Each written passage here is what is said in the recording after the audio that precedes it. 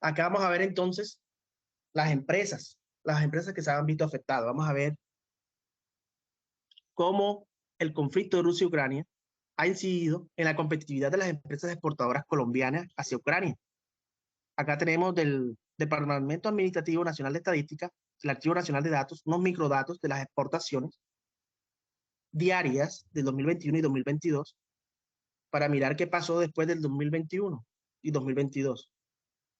Saber cuánto, no solamente como ya habíamos visto cuánto se dejó de perder, cuánto se dejó de vender, de exportar en los mercados de Rusia, en los mercados de Rusia y Ucrania por parte de México, Costa Rica, Chile y Colombia. Está en riesgo que no se exporte nada, pero está en el margen del 30%, del 30, por encima del 30%, entre el 30 y el 40% es lo que se logró exportar en comparación al 2021. En 2022 es más del 60%, más del 50% fueron las pérdidas lo que se dejó de exportar. Hay un costo de oportunidad grande ahí. Bueno, y aquí en la base de datos nosotros podemos mirar las empresas, miren, de enero a diciembre. Este es las empresas exportadoras de colombianas hacia Ucrania. De enero a diciembre. Acá se sumaron diarios por meses, se consolidó por meses y acá por año. Podemos ver que hay pequeñas empresas, pymes, que solamente hicieron $312,000, $312,000 en diciembre de 2022. Lograron exportar. Y miren que hubo muchos vacíos, muchos meses que se dejó de exportar dado el conflicto.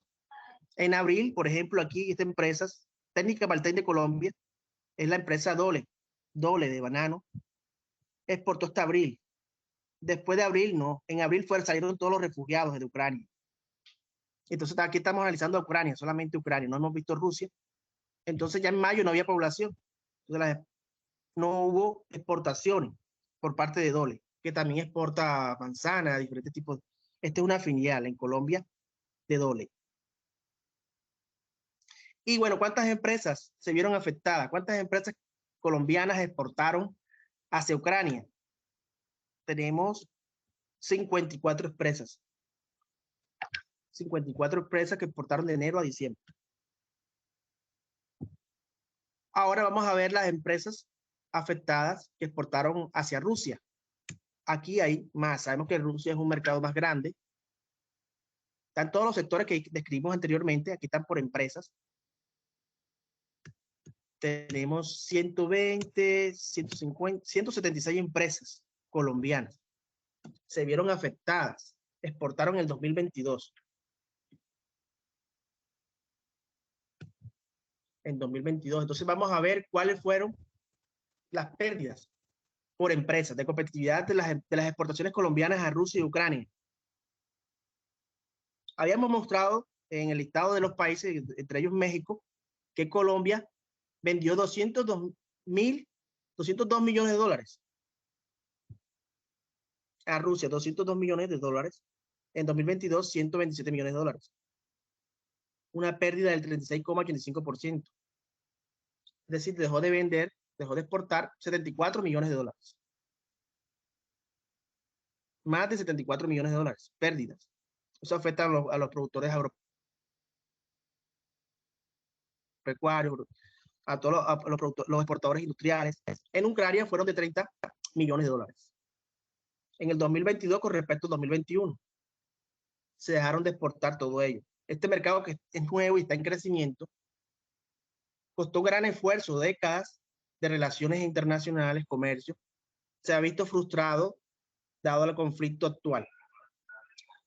Aquí vemos los países de la OCDE, Colombia, México, de 2021 y 2022. La inflación, miren que aumentó del 5,7% la inflación al 7,9% en 2022, después de la pandemia. Sumado, y también esto puede ser un índice de resultado de la problemática del conflicto de Rusia y Ucrania. En Costa Rica se mantuvo la inflación en 1,7%, Colombia se disparó de 3,5 a 10,2%, lo mismo en Chile, de 4,5 a 11,6%. El desempleo está alto para Chile, 10,5%. Costa Rica también, principalmente, tiene un desempleo de 16,5%. Seguido de Chile, Colombia, 6,2% y México, 4,3%. Estos son datos de la OCDE. Ahora, el crecimiento económico. Podemos el crecimiento económico, vemos que en Chile hay un decrecimiento. Con el actual gobierno, un decrecimiento económico negativo. En Colombia también ha asistido un decrecimiento de 6,6%, se ha mantenido constante. El crecimiento del primer trimestre, miren, fue positivo. En Chile fue negativo en el primer trimestre, en el tercer trimestre. No se tiene datos de la OCDE y no se consiguió del cuarto trimestre. En México, pueden ver que el crecimiento va disminuyendo de 1,2%, que fue favorable al iniciar antes, en el primer trimestre, es decir, antes del conflicto de Rusia y Ucrania, tenía mayor crecimiento económico. Después del conflicto de Rusia y Ucrania, ha venido disminuyendo su crecimiento económico. Dado que es importante, entre más mercados se gane, más mercados, más exportaciones haga, mayor crecimiento hay. También se ha visto afectado a Colombia. Podemos ver entonces que estos países demuestra, dos países de Sudamérica y Centroamérica, refleja la situación que ocasiona la crisis de Rusia y Ucrania. Una pérdida de competitividad y pérdida del crecimiento económico. Como conclusiones, todos los países y empresas de Latinoamérica y del mundo que exportan continuamente, permanentemente exportan hacia los mercados de Rusia y Ucrania, tuvieron grandes pérdidas, a excepción de los que empezaron exportando entre 1 y 2 meses a principios de 2022. Hay algunos que exportaron antes de la guerra. Hay otros que produjeron sabiendo que había una guerra, siguieron produciendo la mercancía, tuvieron pérdidas del producto. Se quedaron con mucho producto que tenían que buscar la forma de solucionar esa problemática vendiendo hacia otros mercados. Ok, los países tuvieron mayores pérdidas entre marzo y diciembre de 2022. O sea, después de la guerra fue el 26 de febrero, de marzo a diciembre de 2022, se intensificó el conflicto y esto afectó a las empresas latinoamericanas y del mundo, principalmente Rusia. Rusia, que es otro país del mundo, el mayor exportador hacia Rusia y Ucrania, se vio afectado. Por eso, digamos que no podemos decir que están muy contentos con esa decisión de que Rusia, de que ellos tengan unas ideologías parecidas. No quiere decir que eso, China no se va a perjudicar, sabiendo que eso le está representando a ellos empleos, también crecimiento económico. Y dado esa situación, ellos se ven obligados de buscar, de hacer recorte de personal. Son millones de empleos que se pierden en China, dada esa situación, dadas esas pérdidas. Un país que está en sobrepoblación. Asimismo, nuestros países latinoamericanos. Dado el desplazamiento forzado de los refugiados, la intensificación del conflicto armado, en abril, a finales de abril, el 21 de abril, salieron todos los ucranianos. Con permiso de Rusia salieron porque Rusia amenazó con hacer los bombardeos. Y esto afectó la demanda de nuestros productos a nivel internacional del mercado de Ucrania y de Rusia. Además que con las sanciones no se ha podido solucionar el conflicto. Hasta la actualidad, hasta el día de hoy, no se ha resuelto el problema. Es difícil negociar con las dictaduras. Donde, dado que las dictaduras, cabe más el enfoque de relaciones internacionales realista, más que el liberal, el realista, donde se llega a un acuerdo más flexible frente a las pérdidas del conflicto, entrega de propiedades y reparación de daños para obtener un cese de fuego en menos tiempo y más comercio. Eso es lo que queremos, una gestión, una solución a la problemática que estamos viviendo. Eso es lo ideal que queremos. También vimos que, por ejemplo, negociamos, muchos países iban a sancionar a China por originar el COVID-19 por un error de un laboratorio. Iban a sancionar al gobierno de China y nadie se hizo responsable. Por lo general, ellos siempre han de ganar, los rusos, los chinos, y obviamente nosotros como ciudadanos críticos decimos que también tienen derecho porque Estados Unidos lo hizo, porque lo hizo Francia, Francia también con sus colonias, todos estos países desde la colonia de época, la guerra de Vietnam. Entonces decimos, bueno, Rusia también tiene que hacer lo mismo. Rusia está bien lo que hizo, entonces estamos celebrando eso cuando hay millones de vidas perdidas. Entre ellos un colombiano, hay un caso de un colombiano que soldado de Estados se fue para Ucrania, le dieron una indemnización a su familia, pero murió en el conflicto. Eso muestra la grave situación que se vive en ese país, en esas tensiones. Ellos están, están bajo el suelo. Ahí se ha podido mantener el presidente de Ucrania y todo el ejército. Están bajo tierra, soportando los bombardeos. Entonces hay que saber hasta qué cierto punto podemos negociar con estos países dictadores, donde Putin vale más las decisiones de Putin que de la población. Es una persona que tiene carácter, autoridad, y digamos que, por ejemplo, el empresario, los empresarios están en contra de Rusia, que son grandes amigos, son petroleros, tienen recursos. Por ejemplo, el presidente del Chelsea, el club más ganador de copas en el Reino Unido, el que más ha ganado en la liga inglesa, el Chelsea tuvo que vender, le congelaron las cuentas. Obviamente él no va a estar muy contento con Putin dado esa situación.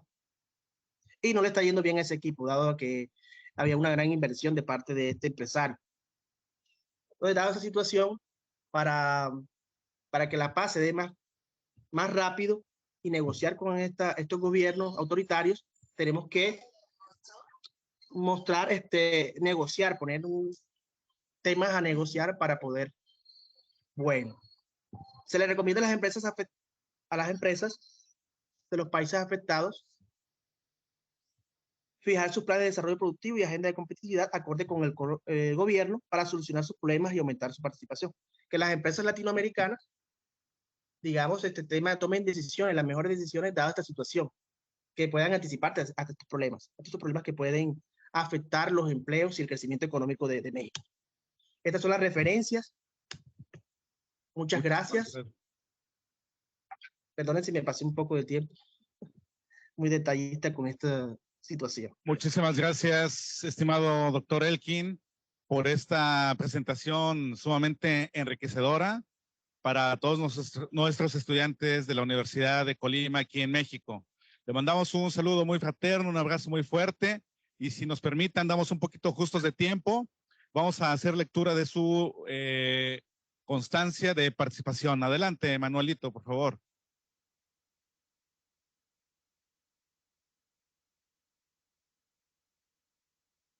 La Universidad de Colima otorga la siguiente constancia al doctor Erling Rafael Lugo Arias por su participación en el primer Congreso Internacional en Ciencias Biológico-Agropecuarias y Económico-Administrativas, uniendo esfuerzos. Firma el maestro José Brizuela Padilla, de Coordinación de Educación Continua en la Universidad de Colima.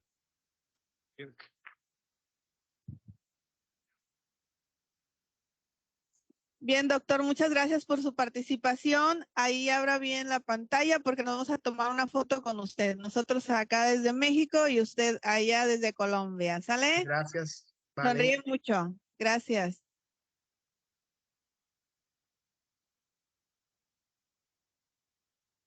Muchachos, si gustan pasar aquí al frente, por favor.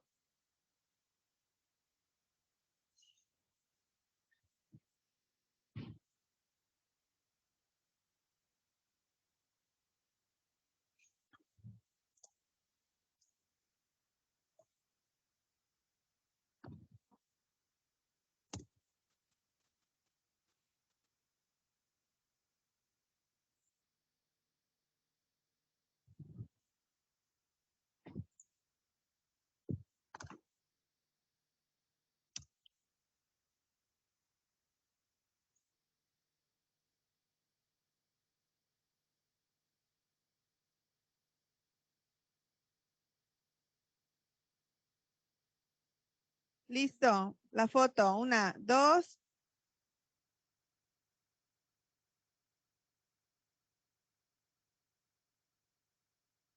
Muchísimas gracias, doctor Elkin, y fuerte el aplauso para él. Gracias. Mucho cariño para ustedes. Muy bien, Manuelito, continuamos